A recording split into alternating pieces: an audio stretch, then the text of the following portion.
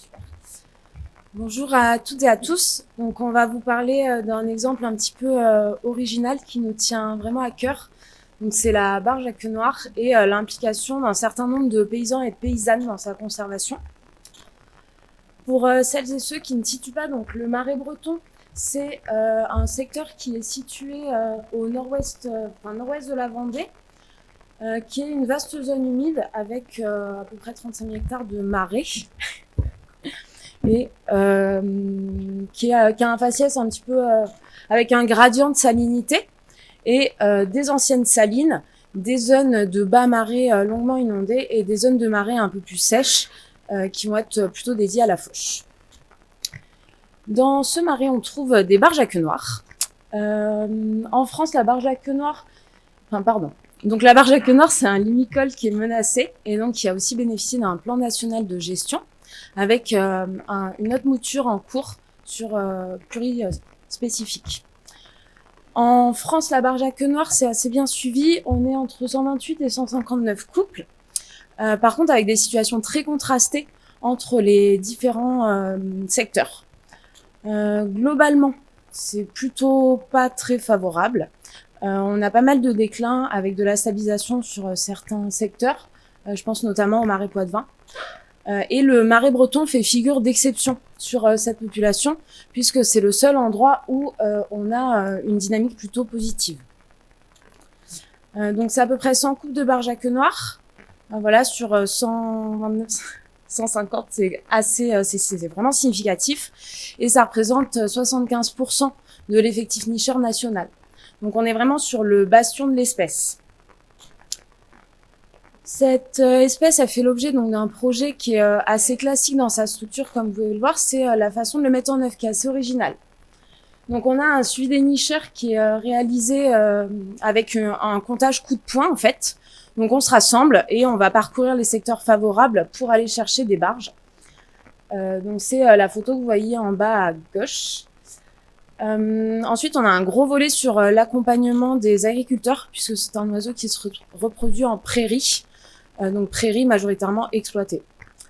Un autre travail de restauration d'habitat, donc c'est plutôt l'image en bas à droite, avec la pelle et la réalisation de bâtards d'eau, donc des bourrelets d'argile qui vont permettre de maintenir de l'eau dans les prairies, donc qui a un facteur favorable à la barge à queue noire. Elle aime vraiment des zones inondées. Un autre volet, c'est tout ce qui va être la maîtrise foncière. Donc là, de l'acquisition et enfin de la valorisation, parce que c'est toujours important de montrer ce qui marche. Donc globalement, les grands principes de projet qui sont un petit peu originaux, c'est que on va travailler sur un triptyque avec l'agriculture au cœur. Donc on va avoir ce volet de maîtrise foncière et d'installation agricole. Un autre volet sur l'accompagnement des paysans qui se seront installés, et des autres quand même. Et ensuite de la valorisation et de la sensibilisation pour avoir une communauté qui est engagée pour la protection de la nature. Donc d'abord, on va regarder ce qui se passe un petit peu au niveau de la maîtrise foncière et des installations agricoles. Donc là, ça fait en fait plus de 20 ans qu'on travaille sur le sujet du foncier et de l'agriculture. Ça a commencé notamment avec quelqu'un que vous connaissez peut-être, qui s'appelle Frédéric Signoret, donc qui était chargé de mission à la LPO et qui en a eu marre de donner des conseils qui n'étaient pas suivis et du coup qui est devenu paysan. Il s'est dit en fait ça va beaucoup plus vite de devenir paysan. En 2 ans j'achète une ferme alors qu'il m'aurait fallu 10 ans pour créer une réserve naturelle. Donc Frédéric s'est installé avec l'aide de l'ENS du Davio, donc conseil départemental de la Vendée, qui lui a mis à disposition les terrains. Et ça a été vraiment un coup de boost en fait pour consolider son installation. Ensuite, ça a amorcé tout un travail de transmission, à accueillir des stagiaires, des woofers, pour leur faire connaître en fait ce métier et que agriculteur c'est pas un métier tout pourri et que on peut être agriculteur au lieu d'être conservateur de réserve. Donc du coup, il y a toute une dynamique qui s'est montée dans ce marais breton, des gens qui sont venus et qui sont restés. Et ça donne en fait tout ce que vous voyez sur la carte de droite. Donc toutes les surfaces grisées, en fait, c'est des secteurs qui ont été récupérés par des paysans favorables à la barge à queue noire et à la biodiversité de manière générale. Donc c'est aussi assorti d'une politique de maîtrise foncière par d'autres partenaires. Donc par exemple la LPO, le Conservatoire du Littoral, Terre de Liens, qui est une structure de maîtrise foncière plutôt du domaine agricole. Et donc tout ça, ça a eu un effet assez marquant sur la population de Barjac-Noir, puisqu'on était entre 60-70 couples dans la période 2000-2006 à 90 à 110 couples sur 2016-2021. Donc ce qu'on voit, c'est qu'on avait déjà certains cœurs de population. Donc vous voyez cette patate au nord avec les terrains LPO historiques et conservatoires du littoral. Et ensuite des secteurs où l'installation de paysans a permis de vraiment rebooster la population. On a eu des nouveaux secteurs de nidification. Ce qui s'est passé dans les secteurs historiques, c'est plutôt une stabilité finalement du nombre de nichards. Pourquoi ça a augmenté? Parce qu'on a des paysans qui sont motivés. Et ça, c'est vraiment le facteur clé. Et du coup, ils sont motivés, mais des fois, ils n'ont pas toutes les clés. Donc, il faut les accompagner. Et là, on peut intervenir en tant que naturaliste. Ils sont motivés, qu'est-ce qui le prouve? C'est leur engagement sur les MAEC. Donc, on est sur un site Natura 2000 où il y a des MAEC en faveur des limicoles prairiaux et notamment de la Barjac-Noir. Donc, c'est majoritairement du maintien des baisses en eau. Donc, les baisses sont des petites dépressions dans les prairies. Je sais pas si vous connaissez le Marais breton, c'est relativement plat, mais il y a une micro-topographie très marquée, des petits décalages dans les prairies. Et du coup, ça permet de garder de l'eau en hiver. Donc, ces éleveurs qu'on aime dire de Barjac-Noir, mais qui élèvent aussi des vaches maraîchines, on va en reparler un petit peu plus tard, ils vont faire pas mal, donc ils vont engager beaucoup de MAEC de niveau plutôt très fort. Ce sont donc c'est les éleveurs qu'on va appeler pro-BQN, beaucoup plus que les autres éleveurs qui sont présents dans le Marais breton. Et en fait, ils s'arrêtent pas là parce que ils poussent le vice jusqu'à faire des travaux supplémentaires. Donc ils prennent à fond de MAEC fortes et en plus ils font d'autres travaux. Donc là, on a vraiment des gens très motivés. Ce qu'ils font aussi, c'est qu'ils pâturent beaucoup plus. Donc c'est ça reste des gens qui n'ont pas envie de passer leur vie sur un tracteur et du coup qui vont chercher à réduire leur mécanisation. Alors ça a plusieurs côtés positifs. C'est que pour le bilan carbone, c'est moins de pétrole qui est utilisé, donc ça c'est plutôt chouette. Mais en plus, c'est beaucoup moins traumatisant de réduire sa fauche pour la faune et donc potentiellement plus de nichées vivantes. Par contre, il y a un vrai travail à faire là-dessus. Donc, on a des éleveurs qui vont chercher à réduire la fauche, mais ça implique de devoir aussi faire consommer moins de foin à ces vaches. Et ça veut dire que nos vaches, il faut qu'elles puissent manger de l'herbe quasiment toute l'année, en fait. On va réserver le foin aux périodes de mise à l'intérieur, qui sont l'hiver, puisque c'est des terrains qui portent pas du tout. Donc, on est obligé de rentrer les vaches. Et là, il y a un choix qui a été fait dès le début, c'est de se tourner vers des races locales et rustiques. Et du coup, ce sont des races qui sont vraiment adaptées aux végétations de marais et notamment à des végétations un petit peu atypiques. Ce sont des éleveurs qui sont plutôt extensifs, même très extensifs, puisqu'on est avec 0,4-0,5 UGB. En dessous de 1, on considère qu'on commence à être extensif.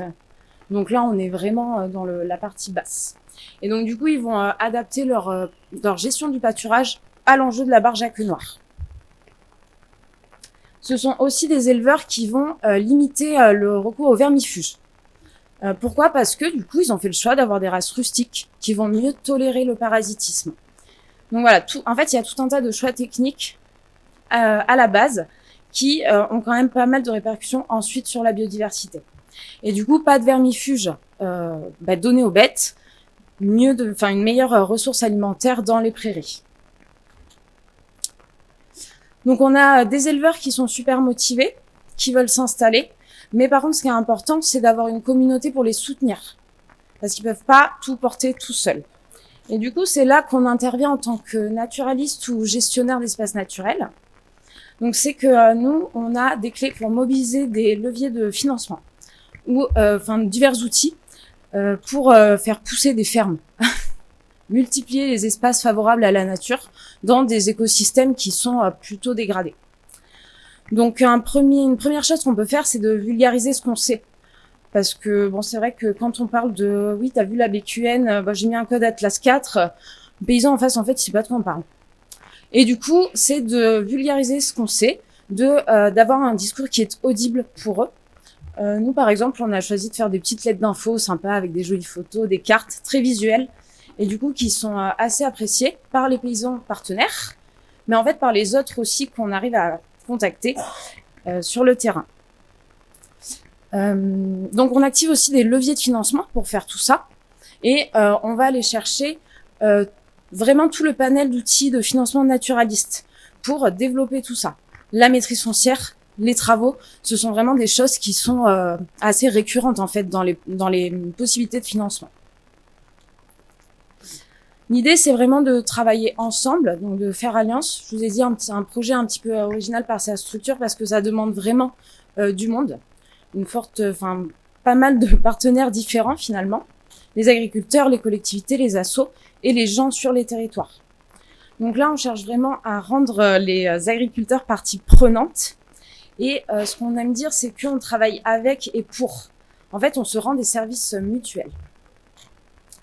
Tout ça dans l'objectif de développer cette culture commune avec du faire ensemble, des moments joyeux et qui vont pouvoir être des occasions de soutien entre nous. L'objectif final, c'est de susciter des vocations. Donc avoir des stagiaires qui viennent visiter ces fermes ou qui viennent faire un stage à la LPO Vendée et qui ensuite vont se dire « Ah ben finalement, je vais peut-être m'installer ». Et en fait, tout ça a fait boule de neige. Et maintenant, clairement, les salariés de la LPO Vendée partent pour devenir paysans. Donc c'est que finalement, on a réussi. Mais bon, faut aussi garder des techniciens pour faire tourner la machine.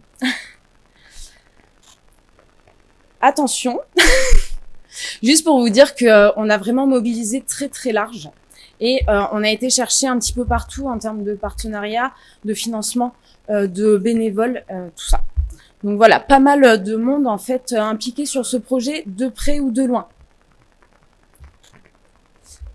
Donc pour conclure, en Marais Breton, on a fait cette expérience avec la barge à queue noire qui était un super organisme d'études où on a pu démontrer que cette conservation avec les paysans, c'était vraiment possible quand ils sont engagés et qu'ils sont soutenus localement. Je tiens à remercier Jean-Guy Robin qui est pas là et Perrine non plus, qui sont vraiment des piliers de ce projet en Marais Breton, et Fred également dans la salle cachée. Merci beaucoup.